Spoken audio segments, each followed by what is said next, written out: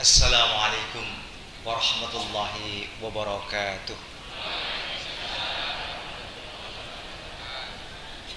Innal hamdalillah nahmaduhu wa nasta'inuhu wa nastaghfiruh wa na'udzu billahi min shururi anfusina wa min sayyiati a'malina may yahdihillahu fala mudilla lahu wa may yudlil fala hadiya lahu wa asyhadu an la ilaha illallah wahdahu la syarika lahu wa asyhadu anna Muhammadan abduhu wa rasuluhu la nabiyya ba'dah. Allahumma bika asbahna wa bika nahya wa bika namutu wa ilaika nusur wa la hawla wa la quwwata illa billah. Bapak Ibu jamaah Masjid Prawiro Stika ingkang estu-estu dipun paring rahmat Allah Subhanahu wa taala.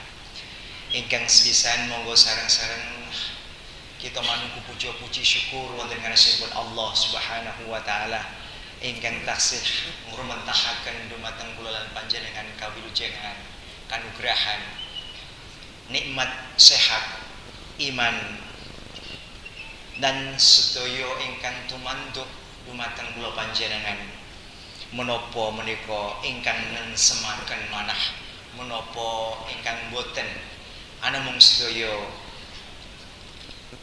leres saking Allah Subhanahu wa taala.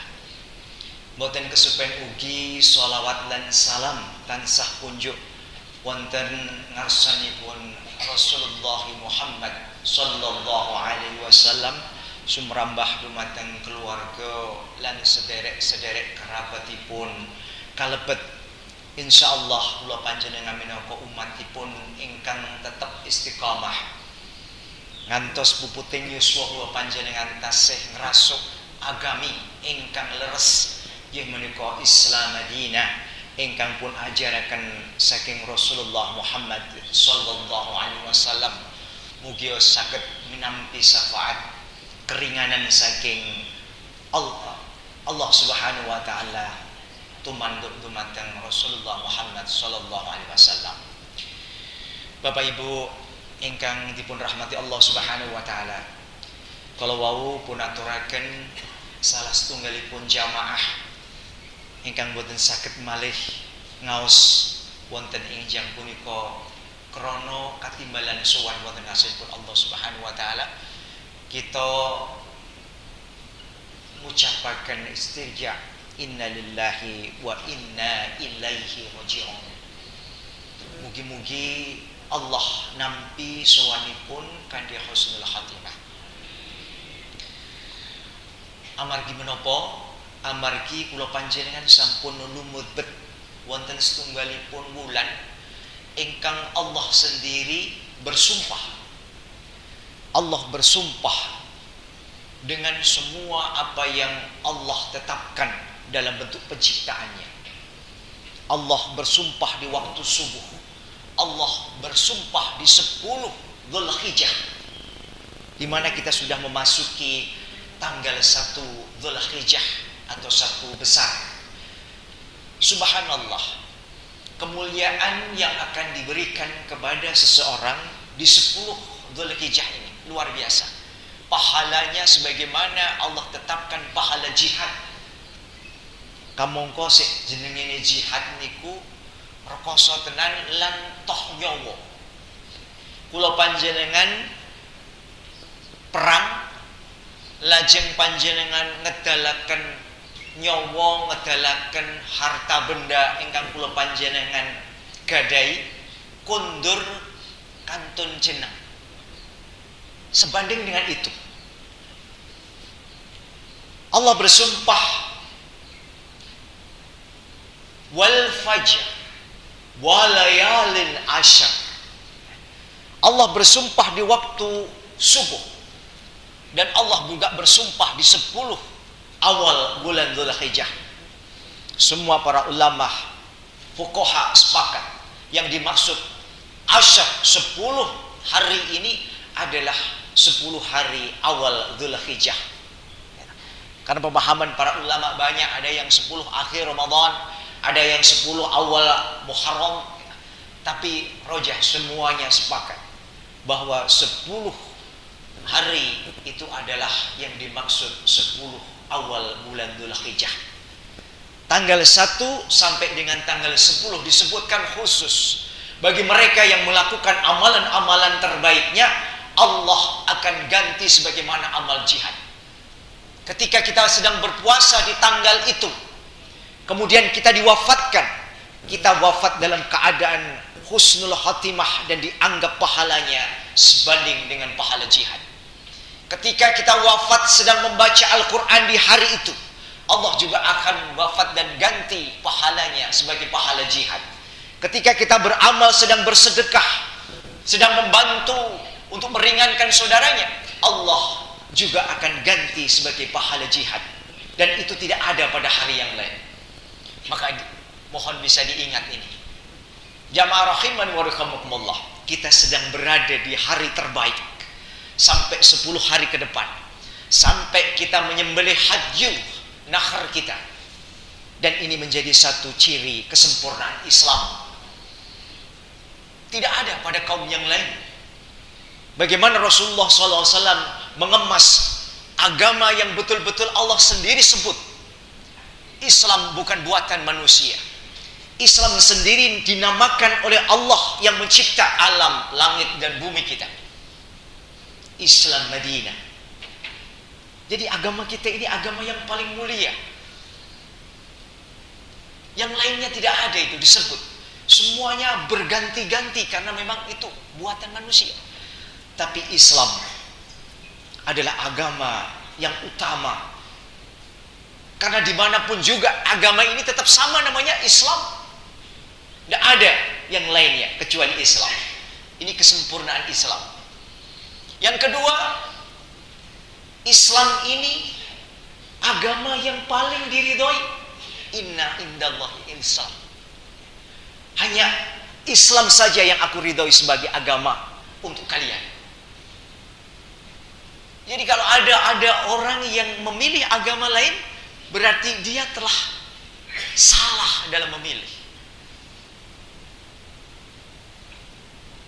Dan keutamaan Islam, syariat yang dibawa oleh Rasulullah SAW, bahkan sebelumnya, sebagaimana diamanahkan oleh Khalilullah Ibrahim alaihissalam, bagaimana kita bertakbiratul ihram dalam mengawali salat dan mengakhiri dengan salam, sejak Rasulullah dan diajarkan Rasulullah sampai akhir zaman nanti tidak akan berubah. Yang namanya salat diawali dengan takbiratul ihram, diakhiri dengan salam. Dan itu dicontohkan langsung oleh Rasulullah SAW sebagai salah satu contoh yang tidak akan pernah berubah. Ada syariat yang ditetapkan dan ada contoh yang dibawa oleh Rasulullah SAW. Sampai detil, agama mana yang mengatur tentang detilnya. Bagaimana kita tidur, bagaimana kita bangun, diatur di dalam syariat Islam ini dan dicontohkan oleh Rasulullah SAW. Dari zaman Rasulullah tidak berubah, itu sama. Ini kesempurnaan Islam. Sejak Nabi Ibrahim alaihissalam mendapatkan perintah untuk menyembelih Ismail, dan itu dilanjutkan oleh Rasulullah SAW, dan itu pun tidak berubah. Yang disembelih, wah sekarang ini lagi viral, yang paling besar ini gajah, besok diganti saja sembelihannya jadi gajah, korban gajah. Tidak ada, Bu. Zaman Ibrahim alaihissalam yang namanya berkorban itu ya cuman kambing, unta atau sapi. Dan yang sejenisnya. Sejenisnya itu tidak kemudian kuda, ayam gitu ya. Tidak ada itu.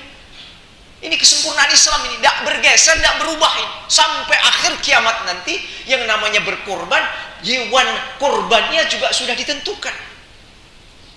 Dan kita berkorban sebagaimana Rasulullah berkorban. Kita sholat sebagaimana Rasulullah sholat. Ini tidak ada ini pada agama lain.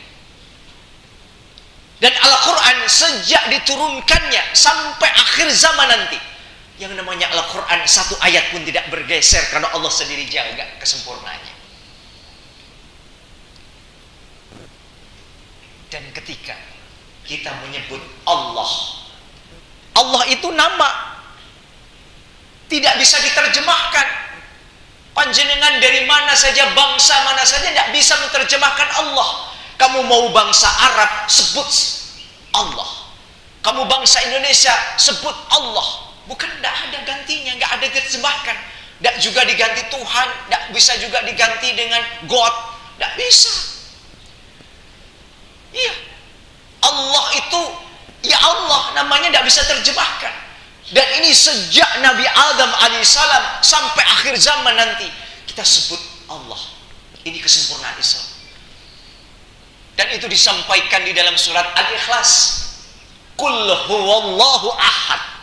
Allah sendiri menamakan Allah, dan itu satu. Gak kebayang itu kalau Allah itu dua. Pencipta itu lebih dari satu. Coba. Kalau yang satu memerintahkan saja sholat misalkan, kemudian tidak tahu itu kalau misalkan lebih dari satu, bagaimana memutuskan perkara untuk diperintahkan kepada hambanya.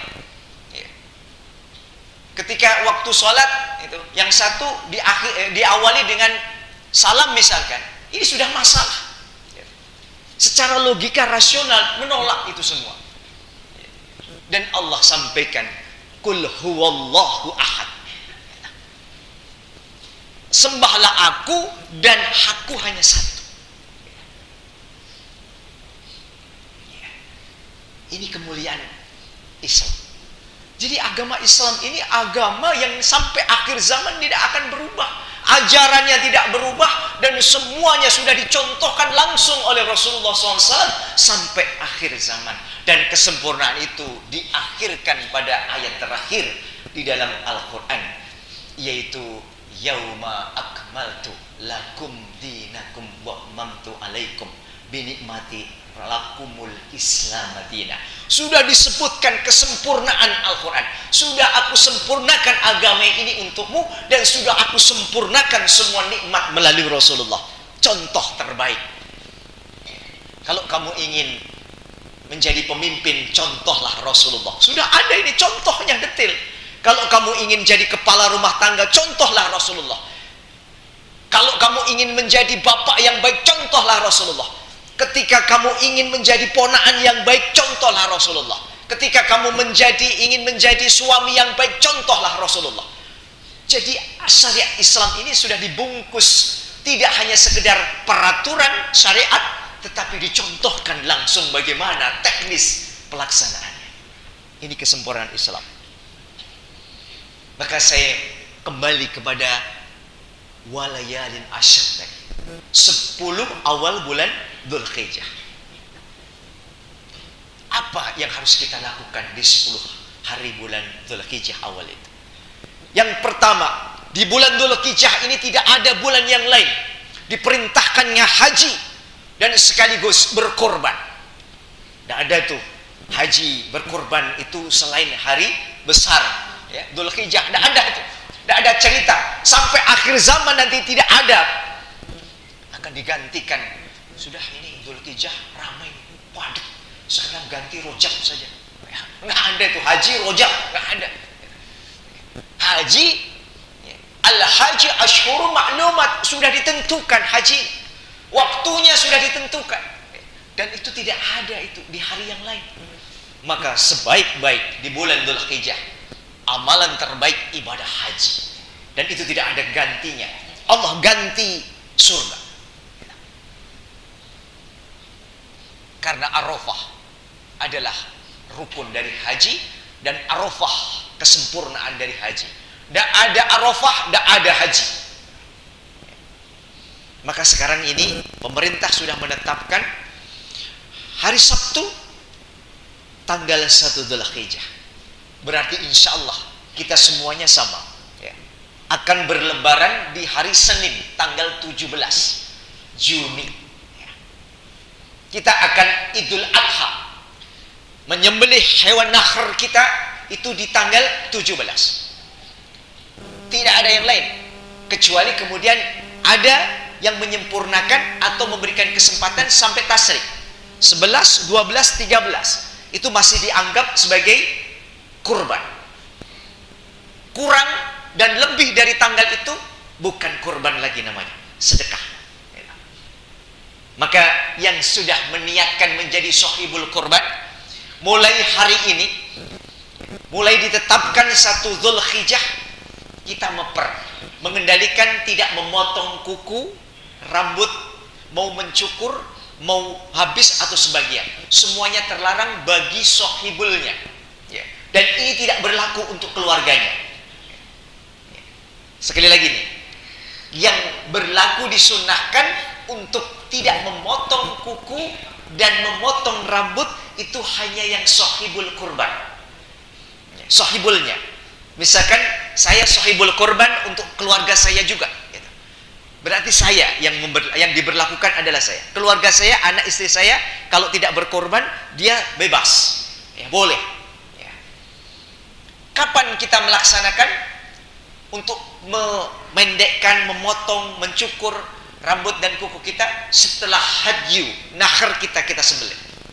Itu boleh, silakan.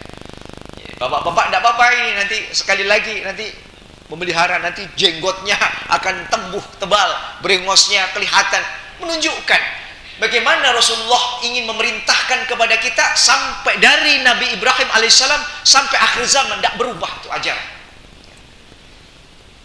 Ini kesempurnaan Islam, detil, tidak hanya memberikan aturan tapi detil, sampai contohnya diberikan langsung oleh Rasulullah SAW. Ini menunjukkan kesempurnaan Islam, tidak diragukan lagi. Panjenengan mati dalam keadaan Islam, la ilaha illallah Muhammadur Rasulullah, dakhala jannah. Di akhirnya kalimat itu yang panjenengan baca, tidak ada lagi kecuali surga. Dan orang Islam punya potensi ke surga. Sementara yang bukan Islam tidak ada jaminan untuk masuk surga. Dan ini bukan saya yang ngomong, Allah sendiri sampaikan ini di dalam surat Al-Baqarah ayat 6. Walladzina kafaru min ahlil kitab wal musyrikin finnari jahannam ulaika hum syarrul bariyah. Sejelek-jelek makhluk disebut oleh Allah. Meskipun di dunia ini baik, santun, lomo, tetapi Allah tempatkan dia tetap di neraka jahanam sebelum maut, sakaratul maut. Dia kemudian mengucapkan la ilaha illa wa anna Muhammadar Rasulullah. Sebelum itu diucapkan dan bersaksi dia, Allah tidak akan sempurnakan pahala yang dia lakukan selama di dunia. Tempatnya finari jahannam khalidina fiha abada. Dia abadi tempatnya di neraka jahanam sebaik semulia dia di dunia. Maka ini yang saya ingin sampaikan, investasi kita kepada anak turun kita itu adalah agama yang lurus ini. Jangan sampai anak kita keluar dari syariat yang dibawa oleh Rasulullah dan disempurnakan janji Allah, aku hanya meridhoi Islam sebagai agama. Saya mengulang, 10 hari di awal bulan Dzulhijjah ini sempurnakan semua amal baik kita. Berakumulasi kita dengan sebanyak-banyaknya. Panjenengan bisa berpuasa mulai tanggal 1 sampai dengan tanggal 9, toyib, tidak ada masalah. Kita niatkan puasa untuk Allah Subhanahu wa taala di bulan Dzulhijjah. Seandainya panjenengan tidak mampu melakukan, minimal panjenengan berpuasa di tanggal 9 Dzulhijjah yang kita sebut dengan puasa Arafah. Puasa Arafah. Puasa Arafah bukan puasa di mana jamaah haji sedang di Arafah. Ini kesalahan banyak. Tafsirnya salah. Ya. Puasa Arafah itu diperintahkan sebelum syariat haji. Bagaimana mungkin sebelum diperintahkan haji terus puasanya namanya apa? Kalau kita nunggu wukuf di Arafah. Maka puasa Arafah itu puasa tanggal 9 Dzulhijjah. Bukan di mana jamaah haji wukuf di Arafah. Bukan.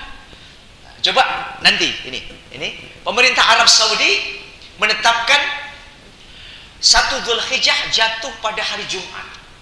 Nah, ini sudah bergeser nih dengan pemerintah kita kan. Besok ketika menetapkan untuk tanggal 9, begitu dia wukuf di Arafah, kita tanggal berapa, Bu? Tanggal 8. Jadi kalau panjenengan puasa Arafah sesuai dengan orang wukuf di sana, panjenengan puasa tanggal 8. Gitu. Berarti tidak pas. Kalau ingin puasa Arafah saja, puasalah tanggal 9 Dzulhijjah. Tapi panjenengan mau puasa tanggal 1 sampai tanggal 9, toyib, tidak ada masalah.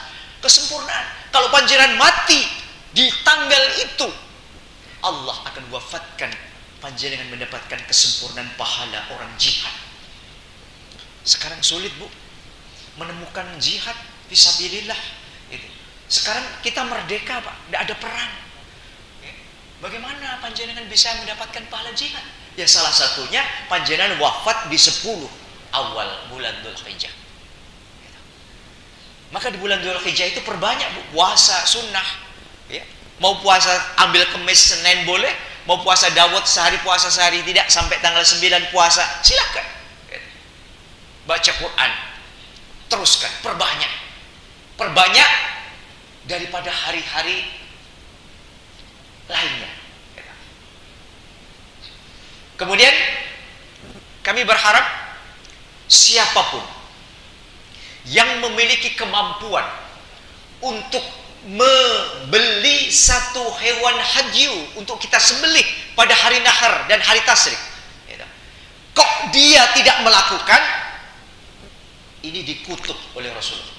Meskipun ibadah kurban ini hukumnya bukan wajib, tapi bagi Nabi dan Rasul hukumnya wajib, bagi umatnya tidak wajib, tetapi sunnah muakkadah, sunnah yang disangatkan.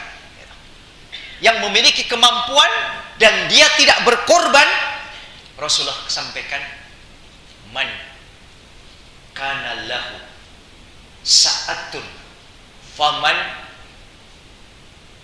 yudahmi fala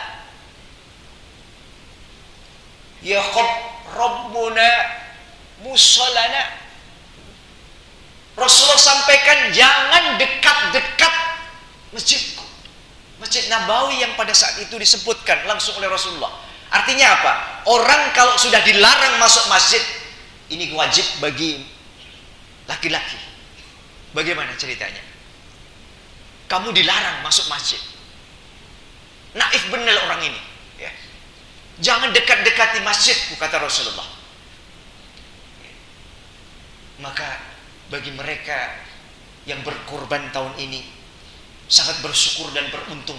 Kita termasuk bagian dari umat Rasulullah yang setia dan istiqomah.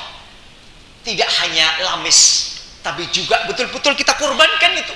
Yang namanya juga korban. Qurub artinya mendekatkan, berserah diri kepada Allah Subhanahu wa Ta'ala.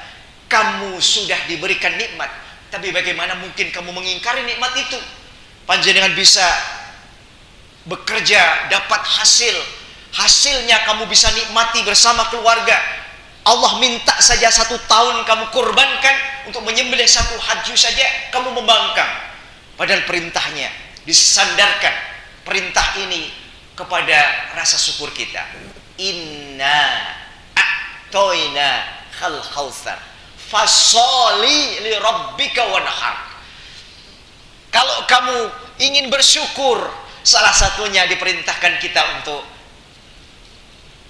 salat dan berkorbanlah. Jadi korban ini adalah perintah dan amalan agung, dan itu tidak ada pada yang lain dan tidak ada gantinya, dan dinilai itu tidak sebanding dengan apa yang kita keluarkan. Panjenengan bersedekah di hari lain, ya, lebih banyak daripada yang panjenengan belikan seekor kambing, itu lebih mulia yang panjenengan belikan seekor kambing itu untuk disembelih di hari nahar. Maka ini saya mengajak orang yang memiliki kemampuan untuk membeli 1 hewan haji untuk sekeluarga. Ini bukan ibadah jiwa, tapi ibadah ini ibadah keluarga.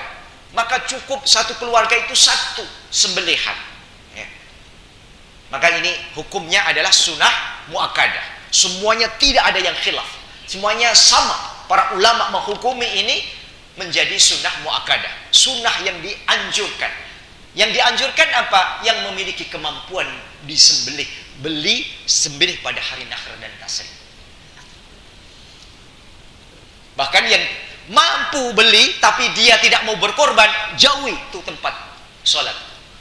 Diusir kita oleh Rasulullah SAW. Ini menunjukkan bagaimana mulianya ya, seorang Khalilullah, kekasih Allah Ibrahim alaihissalam ya. Bagaimana ketunduan, ketaatan ini sudah tidak diragukan lagi. Ibrahim nenek moyangnya orang-orang saleh, melahirkan nabi dan rasul, termasuk keturunannya Rasulullah Muhammad SAW lahir dari terah Ibrahim alaihissalam.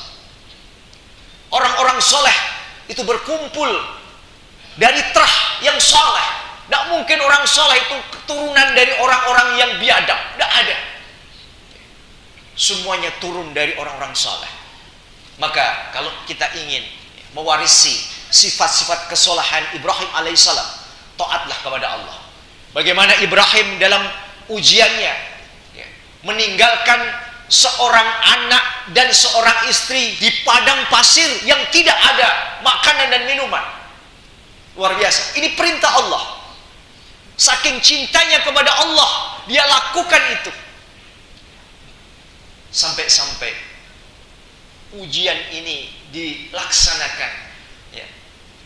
Sejak Ibrahim alaihissalam memahami dan mengetahui bahwa ayahnya yang namanya Azar itu ahli berhala, menyembah berhala. Tidak hanya membuat berhala, tapi Ibrahim alaihissalam anak yang santun kepada orang tuanya. Ibrahim alaihissalam tipikal anak yang berbakti kepada orang tuanya. Meskipun dia bertentangan langsung head to head dengan ayahnya. Ayahnya menyembah berhala, sementara dia menyampaikan untuk menyembah Allah Azza wa Jalla satu-satunya Rabbul Jalil. Tidak ada sembahan kecuali Allah Subhanahu wa taala. Bertentangan dia, tapi tetap santun Ibrahim. Dia sampaikan kepada ayahnya, ya ayahanda. Ini dengan santun, ya ayahandaku. Kalau kamu ingin tidak terjerumus kepada kebusukan setan, sembah Allah. Sudah meringatkan ini. Ibrahim sudah memperingatkan kepada ayahnya. Meskipun ayahnya, ya Allah, berikan ayahku kekuatan untuk mendapatkan hidayah. Tapi apa yang terjadi? Allah menutup hidayah itu pada Azar. Tapi Ibrahim tetap santun kepada orang tuanya. Meskipun berbeda aliran, berbeda akidah. Ini juga berlaku untuk kita. Efeknya berlaku untuk kita. Orang tua kita kalau bisa, sebagaimana Ibrahim alaihissalam, kita ajak untuk menyembah Allah. Kita sempurnakan ketika dia masih hidup. Tugas kita belum selesai. Dakwai orang tua kita. Ajak mereka untuk taqarrub ilallah, menyembah sebagaimana Ibrahim alaihissalam mengajak orang tuanya dengan santun. Ewadene kok ora gelem, panjenengan gugur kewajiban. Allah tentukan makomnya masing-masing. Jangankan kita, Bu, Nabi saja diuji dengan ujian yang luar biasa. Ada yang diuji dengan anaknya, ada yang diuji dengan istrinya, ada yang diuji dengan bapaknya. Kita sabar di dunia, perlakukan tetap berbakti kepada orang tua. Tapi untuk perkara menyembah, istiqomah, ketaatan, kita harus punya harga diri di hadapan Allah Subhanahu wa taala. Justru kita harus bisa mendakwai beliau-beliau ini untuk diajak kepada jalan yang lurus.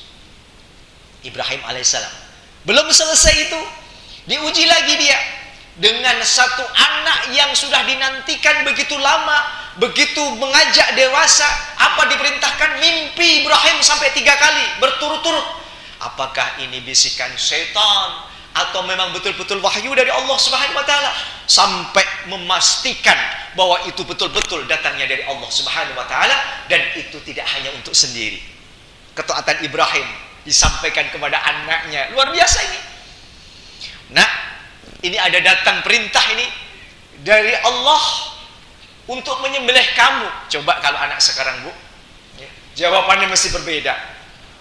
Bapak saja yang lebih tuaan, sembelih. Ngapain? Saya masih muda, Pak. Saya masih lama, masih hidup. Bapak saja yang tua, sembelih. Gitu. Kalau anak sekarang, Bu, tapi apa yang jawabnya Ismail? Anak soleh, anak yang dari keturunan soleh. Jawabnya, laksanakan Bapak. Mudah-mudahan Bapak termasuk orang-orang yang sabar. Begitu juga kami termasuk orang-orang yang taat untuk menjalankan perintah. Luar biasa.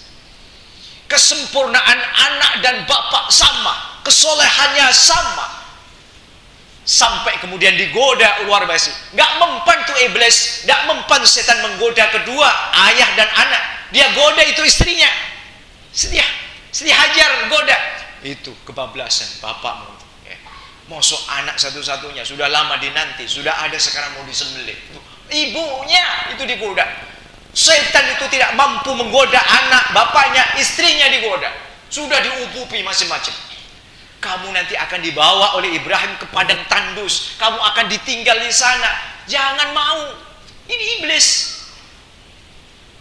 Kemudian apa yang dilakukan oleh Hajar? Lempar itu iblis, lempar. Dan sekarang diabadikan di dalam lempar jumarat pada orang-orang yang haji di sana. Tindak haji, satu sunnahnya adalah melempar jumarat. Iya. Melempar suatu musuh yang nyata bagi manusia. Sifat al-wamah, sifat syahwat untuk menggelincirkan orang untuk taat kepada Allah Subhanahu wa taala. Hajar, digoda, lempar dia dengan batu. Dan itu diabadikan sekarang untuk orang yang haji melempar jumarat. Aqabah, Ustadzah Ula. Di kemuliaan, di padang tandus dia tinggalkan itu berdua, hanya Hajar dan Ismail di padang tandus. Bagaimana kemudian Hajar dengan sabar menerima itu, sampai kemudian dia memanggil-manggil, "Bapak, Abi, apa engkau tega meninggalkan kami berdua di sini?" Tapi Ibrahim alaihissalam, sifat manusianya tetap ada, Bu. Dia toleh itu, sambil menangis, dia tetap tinggalkan itu karena lebih berat untuk memenuhi panggilan Allah Subhanahu wa taala dan perintah dari Allah Subhanahu wa taala. Dan akhirnya apa? Hajar kemudian diganti. Dia lari kemari, ke sana, Safa Marwah, dan sekarang juga diabadikan dalam ibadah rukun haji untuk Safa dan Marwah, tindak haji, ya, sa'i, ya.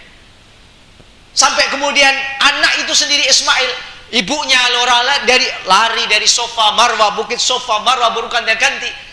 Ismail tendang itu kakinya, akhirnya keluar Zamzam. Oleh Hajar itu dikumpulkan Zamzam, sekar sampai akhir Zamzam tidak akan pernah habis untuk dinikmati seluruh orang yang ke Baitullah, baik itu ibadah umrah maupun haji. Kondur pasti disangoni itu. Berapa juta, ya, tidak akan habis itu. Setiap hari diambil.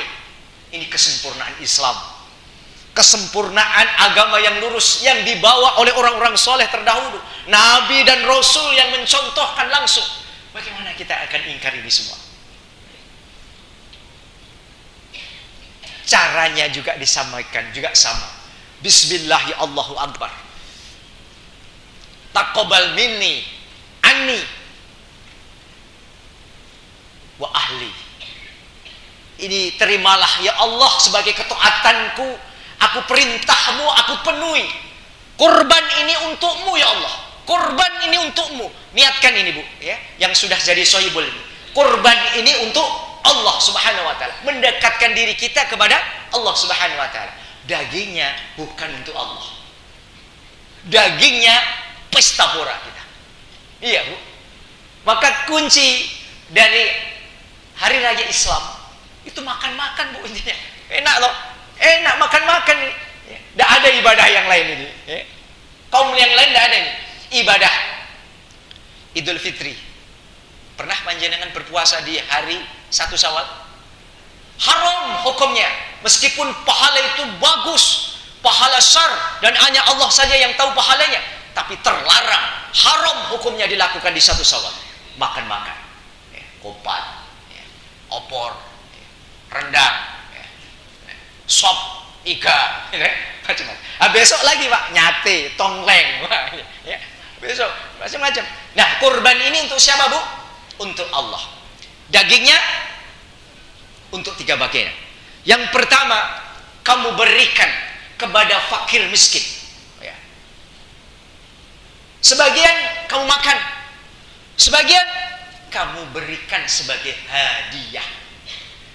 Di sini semuanya para ulama tidak sepakat, tidak harus mutlak sepertiga persis.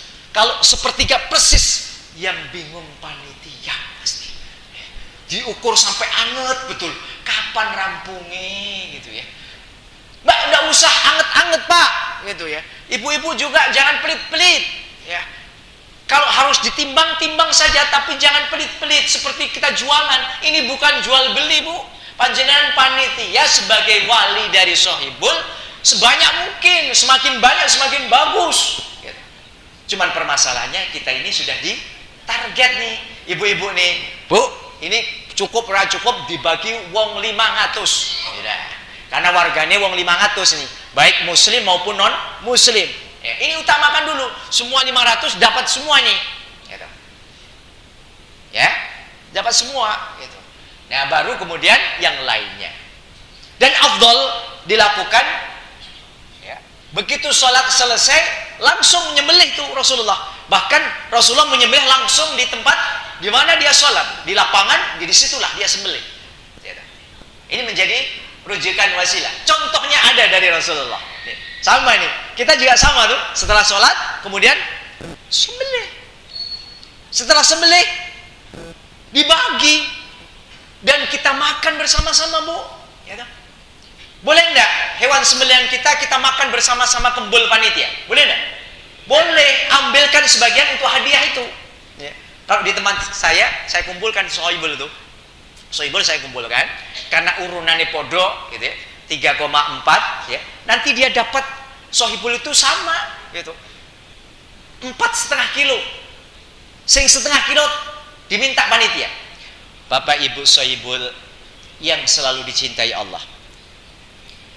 Bolehkah yang setengah kilo itu kita bawa, kita masak bareng rameng, kemudian kita makan bareng-bareng itu panitia?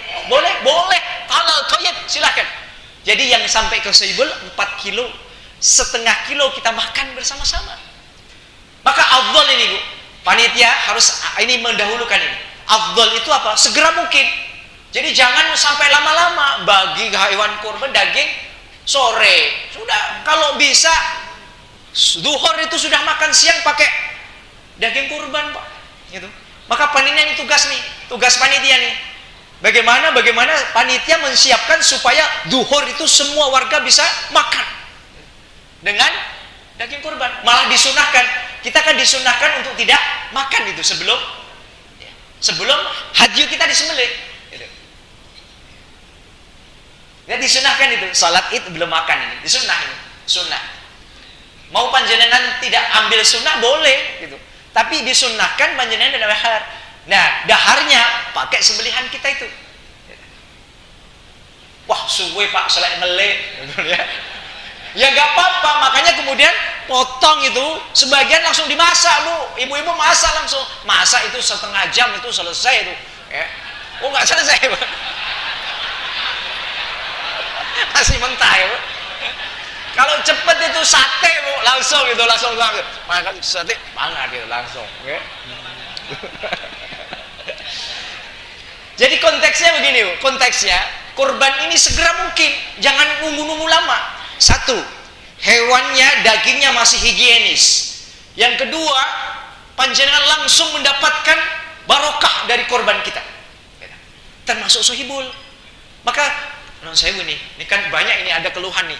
Sohibul ini korbannya kambing, tapi mintanya sapi. Dagingnya ini ini yang saya koreksi nih, ya. Kalau panjenengan tidak mau daging kambing, korban sapi Bu, ya. Iya. Memang dari syariat toyib ya. Ini syariat. Ini kalau ada membanding-bandingkan di jamaah ini. Sohibul ini banding-bandingkan. Pak, afdal mana? Ya, sekarang ini saya sampaikan ini. Afdal mana? Nah, ini urusan afdal ini, ya. Ini dari segi apa? Kalau dari syariat yang paling afdol itu adalah nyembelih unta, Bu. Afdol. Udah, itu paling afdol, Pak. Enggak ada pilihan itu. Dan unta sendiri, Bu. Gitu. Jadi beli unta, biroloko dituku oleh rakyat. Itu afdol. Kalau muru afdol itu, Bu. Itu syariat yang paling afdol, gitu. Baru kemudian di bawahnya adalah sapi, ya, utuh satu, gitu. Itu afdol, gitu. Baru kemudian kambing satu, afdol. Itu afdol. Buru afdol syariatnya, gitu ya. Baru kemudian yang lain, yang iuran itu, yang patungan itu, ya. Tapi dari segi kemanfaatan, masalah mursaha, ini kita ambil nih, ya. Ini yang paling beber untuk mendapatkan banyak, ya. Warganya dapat jatah itu sapi, Pak. Gitu. Coba, ya, 7 ekor kambing kita kumpulkan dagingnya itu, sebanding enggak itu dengan sapi? Enggak, Bu, enggak sebanding itu. Mungkin satu sapi bisa 14 ekor kambing. Ini dari segi kuantitas, ya, jumlahnya itu. Kalau dulu zaman Rasulullah itu menyembelih kambingnya milih, Bu, bukan kacangan. Kalau sekarang kan ya sebenarnya murah, paling murah Bu, Pak. Paling murah pun ini, Pak. Oh ini Pak, yang paling kecil ini 1,5 juta ini. Ambil itu, kita kurbankan. Sekarang gitu kita. Rasulullah enggak, dulu pilih itu yang paling bagus. Domba, ya, gibas yang paling di Rasulullah itu sudah ngarani. Matanya kacamata hitam, ya. Kakinya pakai kaos kaki hitam. Hitam-hitam itu bulunya itu. Gitu. Harga itu kalau di sana mahal, Bu, mahal, betul-betul mahal. Itu bisa jadi melebihi dari harga sapi di sini. Gitu. Tapi kalau kita kan enggak, gitu ya. Golek wedhus sing murah, lurunane pinten riki? 35 ya, Pak. 35 atau 36? Iya, 35 36 ya. 35 36 gitu. Kalau kemudian kita beli kambing di bawah itu banyak, Pak. Iya. Nggih mboten? Nggih. Tapi Rasulullah tidak, waktu itu mencontohkan kambing itu kambing pilihan, bukan kambing asal. Gitu. Jadi ketika panjenengan punya niat, Pak, ini saya ini keluhan ini panitia ini, para panitia nih, mohon maaf nih, panitia ini. Panitia kan kalau untuk sapi ini kan dikolektif ya, dikoordinir supaya apa? Dapat encon. Leres nggih? Maka kemudian panitia mengumumkan nih iurannya 3,5. Ditunggu nih sampai tanggal 9 Juni misalkan. Kemudian ini sudah entek ini. Jatahnya 7 sudah terpenuhi. Datang-datang, Pak saya daftar. 1 til. Pak, purun boten diganti mendo. Boten kula kudu sapi. Wah, ini panjenengan sapi napa orang? Kula sapi, oh malah tegas ini. Kula sapi, Pak, nek wedhus boten kula. Wah, ini kan repot panitia ini, ya. Panitia enggak boleh menolak loh ini. Kudu piye carane? Tempat saya itu saya tahu saya enggak pernah nolak itu. Sohibul di tempat saya enggak pernah saya tolak. Kenapa? Biasanya saya keluar sih. Kalau panjenengan ikut mendo, saya belikan. Tetapi panjenengan ikut sapi, ya sudah saya turun dari rombongan sapi, saya tak mendo, tak tuku mendo diri. Akhirnya saya korbankan untuk itu supaya apa? Jangan menghalangi orang yang sudah punya niat untuk berkorban. Panitia harus mampu nih, golek sitik malik ini. Apalagi sini udah ada apa namanya? Peternakan ya, Pak. Ada peternakan nih. Bapak-bapak ini harus bisa ini. Ya, kira-kira 2,5 boleh enggak nih? Boleh, ya sudah. Kalau enggak ada carikan yang betina. Boleh enggak betina? Boleh, boleh. Biasanya betina lebih murah, Pak. Sapi juga sama, apalagi sapi sing majer. Majer tahu ya? Mandul. Ya. Itu harganya lebih murah lagi tuh, Bu. Gitu. Mungkin 11-15 juta boleh itu. Sapi majer itu. Sebanding itu sama sapi jantan yang sekarang harganya sekitar 21,5 juta.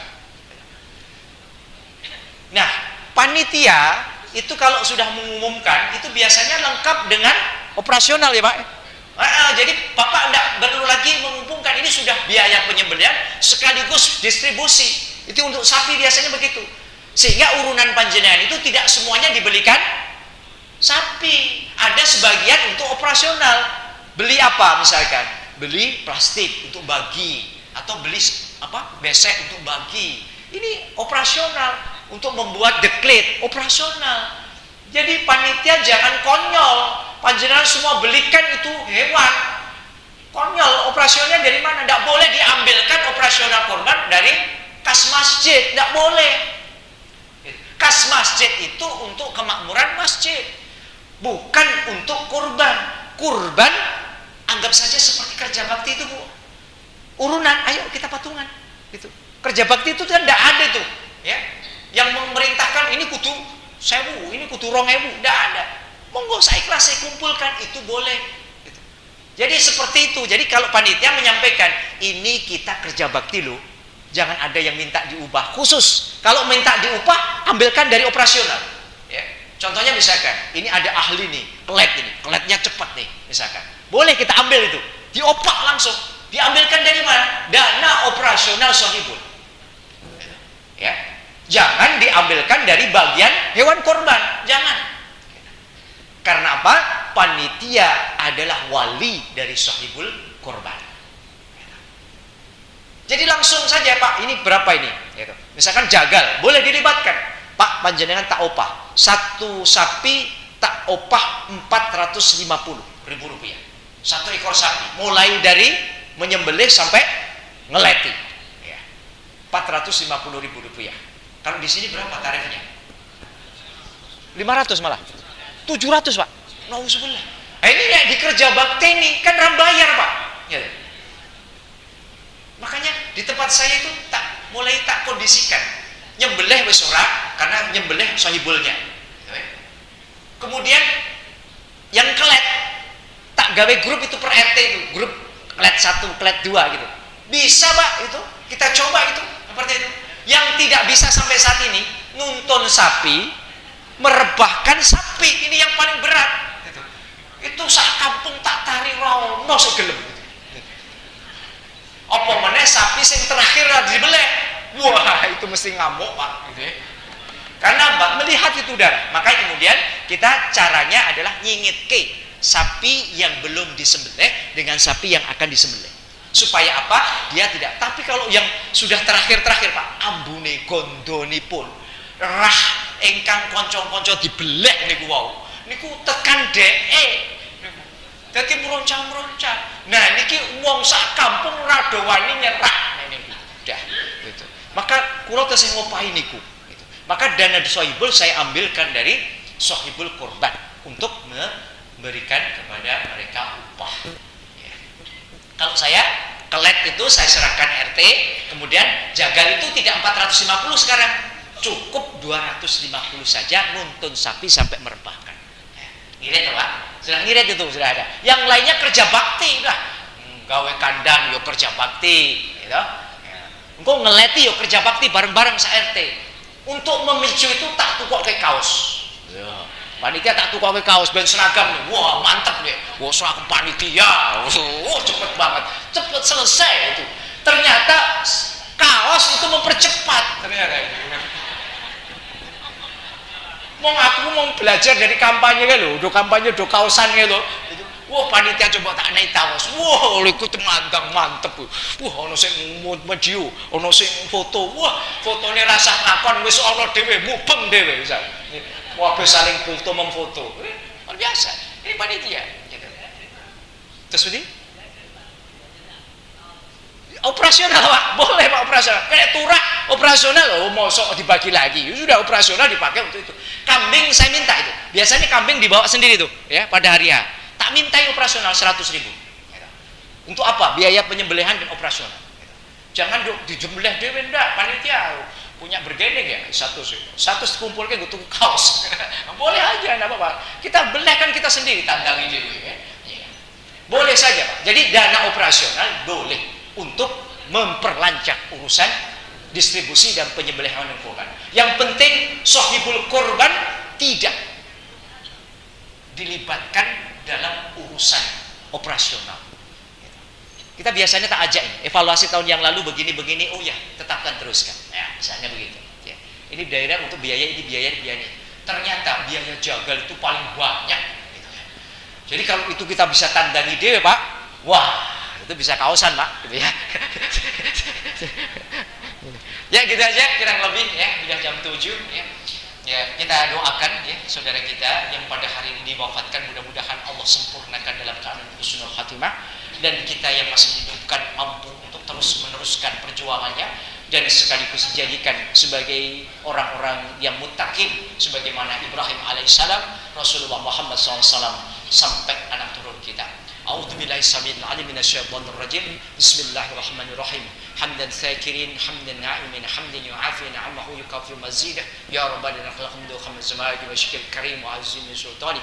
Allahumma la sahla illa ma ja'altahu sahla wa anta taj'alul hasna idza syi'ta sahla.